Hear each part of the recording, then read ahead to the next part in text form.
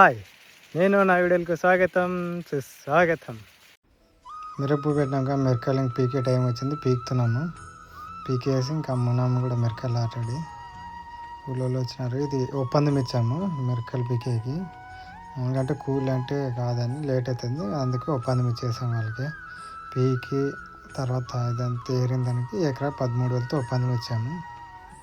మొత్తం ఇది ఇట్లా రాసేసి అంతేసి అమ్మేసి 54,000తో క్వింటా అమ్మినాము మేము మిరకాయలు.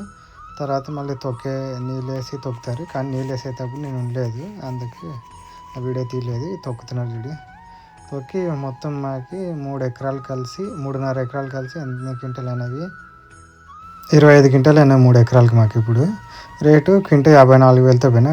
ఆ పక్కన పిల్లోడు అతను కూర్చొని అతనే కొనింది. ఈ పక్క ఆడ ఉండే అబ్బాయి కొన్నాడు, ఈ పక్కన ఉండే కమిషన్ దళారి అతను. వీళ్ళని తొక్కి మళ్ళీ వెనకనే తూకాలు వేసుకొని లోడ్ చేస్తారు. అట్లా వెనకనే లోడ్ చేసి ఎత్తుకొని పోయినారు.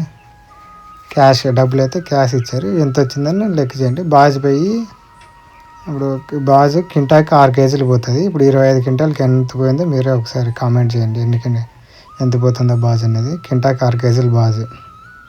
ఇట్లా పైన టోపులు వేసి కుట్టి ఇక్కడ తూకాలు వేసి రాసుకుంటున్నారు అంత మా వాళ్ళు.